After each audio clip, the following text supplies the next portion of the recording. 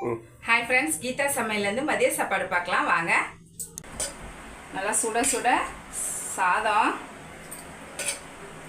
பச்சை பயிறு போட்டு தேங்காய் அரைச்சி ஊற்றி குழம்பு வச்சுருக்கேன்.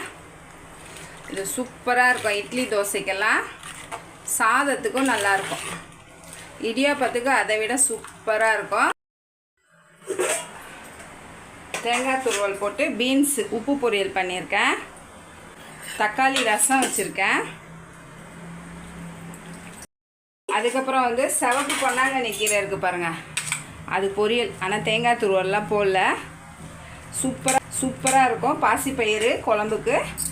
அதுக்கப்புறம் கான் பொரிச்சு வச்சுருக்கேன். கொஞ்சமாக தயிர் ஊற்றி வச்சுருக்கேன்.